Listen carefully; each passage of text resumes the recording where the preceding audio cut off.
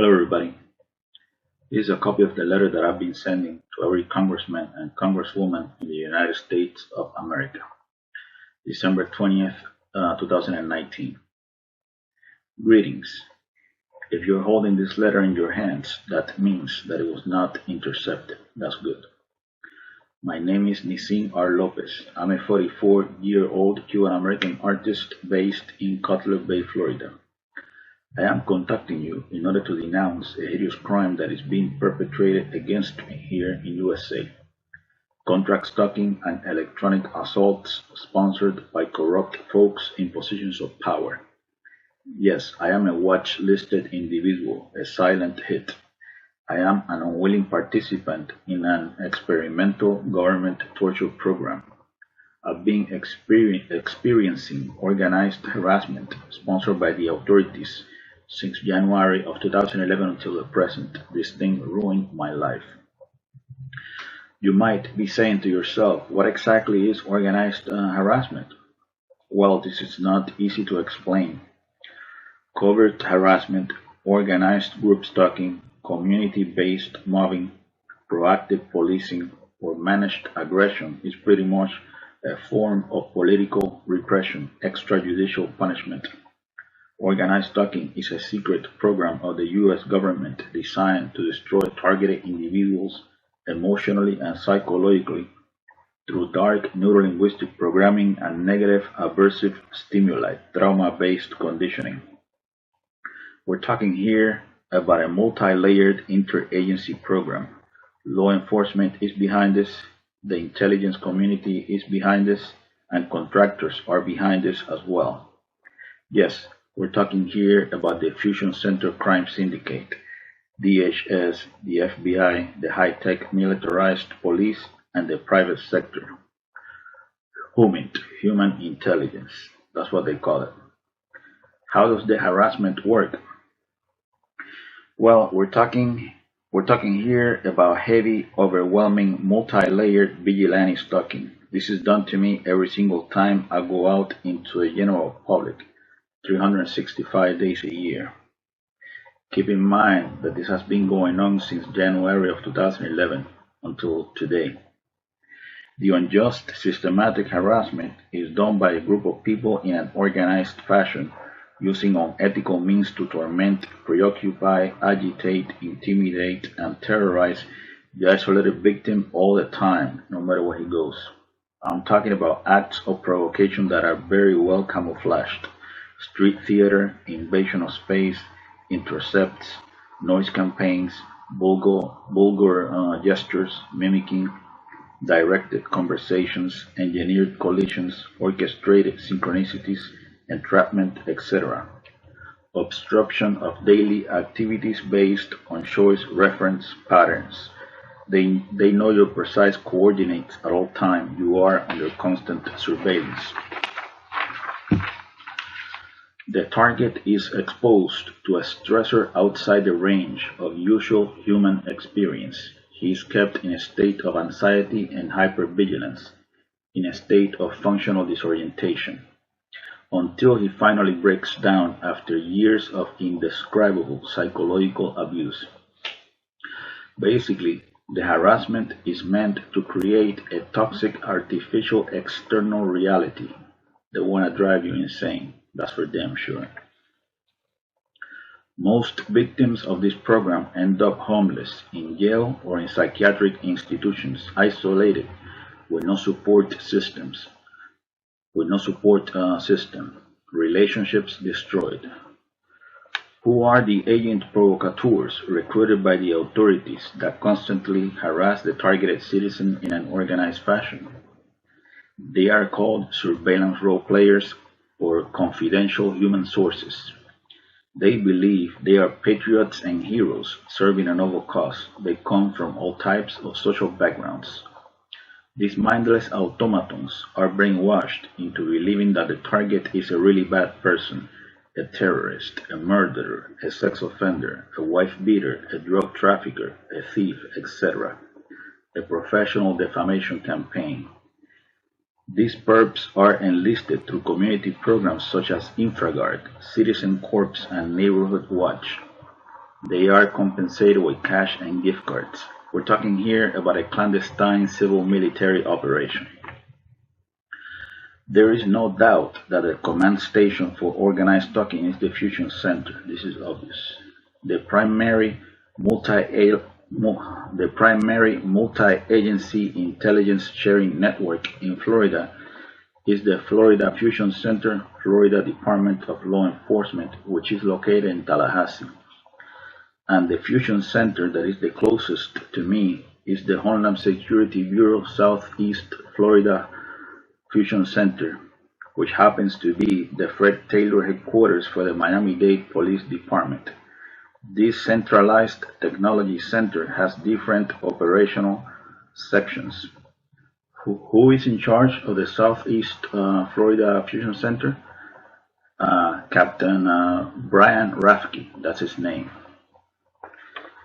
Overall, contract stalking is psychological warfare, a secret, illegal, long-term, unconstitutional surveillance program that is designed to neutralize outspoken, politically incorrect freethinkers that are designated as enemies of the state, even if they're just innocent, harmless, law-abiding citizens that pose no real threat to anyone. Now, in case you wonder, they targeted me for the following reason. In late 2009, I made a politically incorrect presentation in Miami-Dade College Hialeah campus. I openly stated that September 11th was an inside job. On early 2010, they kicked me out of Miami-Dade College under false accusations. They portrayed me as a terrorist. You know, they painted me as an anti-American. Miami-Dade College's threat assessment team, they reported me either to DHS or to the FBI. I know for a fact that they spoke to the Hialeah police. The authorities opened an investigation. In 2009, they visited some of my closest friends and forced them to collaborate in covert operations, exposing me to situational and conversational scenarios, to record me saying something out of line. These friends of mine felt threatened by the presence of the authorities. They couldn't tell me what was happening, and at the same time, they decided that they needed to get rid of me somehow. They all knew that I had been placed in a blacklist officially. They figured, this guy must never know that we conspired against him. He must never find out that we collaborated with the police. The so-called authorities, they couldn't find anything wrong with me. No criminal record, no drugs, no alcohol, no cigarettes, no drama, nothing. Just a guy into old school heavy metal rock. You see, Merciful Fate, King Diamond, my favorite bands. They decided to create a fake profile that would make me look like a deranged psychopath, since I am into death metal, horror films, and controversial literature. They would portray me as a perverted serial killer type just because they could. They have the power and people believe whatever they say. They are experts when it comes to character assassination. So, on January of 2011, I began experiencing heavy, overwhelming, multi-layered, coordinated stalking. The harassment was very, very, very intense, unbearable. I found myself in a virtual concentration camp. On late December of 2012, I ended up in a psych ward in really bad shape. This is what they wanted,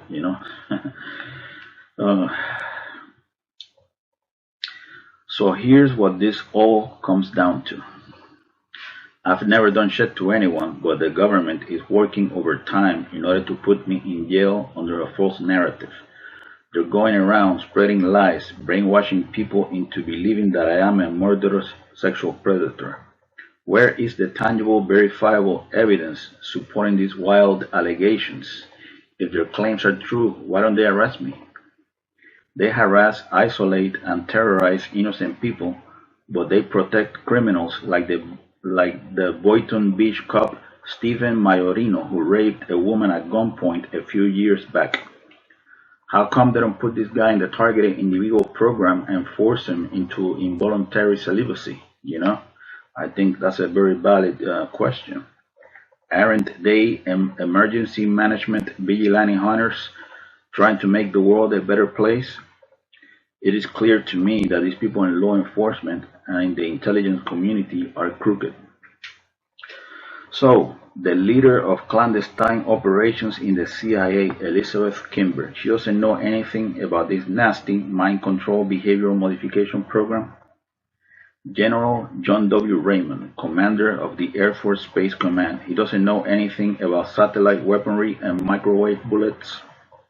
The director of the Defense Intelligence Agency, Robert P. Ashley, he doesn't know anything about remote neural monitoring and synthetic telepathy. The director of National Intelligence, Joseph Maguire, he doesn't know that targeted individuals are being tortured with directed energy weapons, forced to lash out. The director of the National Security Agency, Paul M. Nakason, he's never heard about the Signals Intelligence EMF scanning network. The Assistant Attorney General of the National Security Division, John Charles Demers, of the Department of Justice, he doesn't know about this legalized lawlessness. The director of the FBI's Terrorist Screening Center, Charles H. Cable, he doesn't know this horrendous surveillance abuse is taking place. The Undersecretary of Homeland Security for Intelligence and Analysis, David J. Glaw, he doesn't know about these black ops. The president of the National Fusion Center Association, Mike Sena, he doesn't know anything about gang stalking. Of course, they all know this is going on. This is an unacknowledged special access program funded by the CIA, a military neuroscience experiment. They spend approximately $1 million a year on each subject, on each targeted individual. They got mainstream media on a leash so that they don't spill the beans. The media outlets, these are the gods of perception management, as I call them. The media outlets don't have a problem legitimizing the stories of US diplomats harassed with microwave weapons in Cuba and in China, yet they refuse to validate the testimony of thousands of US citizens that are being tortured with organized stalking and electronic assaults. The puppet masters behind this personality disintegration program, because that's what it is, will do anything in order to justify a multi-billion-dollar national security, counterterrorism, corporate military intelligence police-state complex. Multi-billion or multi-trillion? Who knows? I know for a fact that weapons manufacturers like Lockheed Martin benefit from this. So, basically, this is a human rights injustice beyond words. These are war crimes. So, my dear friend, I would like for you to think about something. The shadow government deep state criminal cabal is torturing me with classified military technology. They have me on remote neural monitoring. I've been implanted with highly advanced nanotechnology that resonates with my biofrequency, NIH DARPA implants. So they have access to my unique brain signature. This is how they know my precise coordinates at all time. It turns out that my brain has become, a communications device, a broadcast antenna. Unbelievable. This means, in practical terms, that a guy sitting in front of a monitor in the intelligence section of the Homeland Security Bureau Southeast Florida Fusion Center can see my decoded thoughts in real time, audio-visual info in digital format. Not only that, handlers can also implant words, phrases, images, impulses, and videos into my psyche, especially when I'm asleep. This is called artificial telepathy. They do this to me every night, 365 days a year, a mind rape operation for them, sure. They implant, images of unnatural things. So basically, the long-term goal that these people have, doing this shit to me, is to modify me against my will and to turn me into an abomination. a bizarre re-education strategy, an inversion process, induced atrophy. That's what it is, basically. So all my mental data, all my psychic data is uploaded into their AI supercomputer that predicts behavior based on past choices. Basically, I'm a guinea pig, an expendable biospecimen in a secret military experiment. Electroencephalogram heterodyning, mind cloning. So here's a if they are doing this to me and I am a nobody, because basically I'm just an average guy, I'm not a public figure or a famous person or a politician or anything like that. I'm just a regular person. If they are doing this to me and I am a nobody, what's stopping the CIA from spying on the thoughts of President Trump? All they really need in order to put a person on remote neuromonitoring is a DNA sample. They implant the human test subject with invasive devices, nanotech. I mentioned that already. Once they get that DNA sample, they have access to your unique brain signature, which operates as an email address, biotelemetry, transmitter receiver, brain to computer interface, integration completion. They have a digital map of your brain, computer generated brain mapping. In the same way that your fingerprints, you are the only person in this planet that has, these fingerprints. Using that analogy, your brain wave, have a signature that is unique. You're the only person on planet Earth that has that brain signature. So basically they implant you with the nanotech, and which resonates with your biofrequency, and so that's how they have access to your unique brain signature. And then the nanotech amplifies basically those electromagnetic frequencies and transmits that information, to their supercomputer. So basically, your brain operates as a communications device, as a broadcast antenna. I understand that this is hard to believe, but this technology is real. This is classified military technology. This futuristic technology of DoD flavor is so powerful that they can even use it to control sleep patterns. They can deprive you of sleep if they want to. They can inflict pain in any part of the body. They can target organs. They can also eliminate a person with an artificial heart attack that generates no forensic evidence. So we're talking here about an otherworldly technology that is years ahead of what people know. Black magic at the governmental level, Minority Report type of shit, The corrupt folks behind this interagency program must be exposed. They are trafficking the brainwave signatures of illegally targeted citizens, Is this not predatory behavior, Is this not modern day human trafficking? All in the name of counterterrorism. Keep in mind that there are thousands of targeted individuals in USA. I'm not the only one, maybe even more than a million, So, and then I end the letter like this. Thank you very much for your time. I apologize for any inconvenience. Bye. Signed, Mr. Nisin R. Lopez.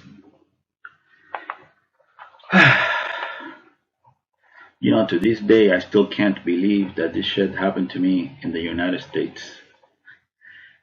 Unbelievable. Wish me luck.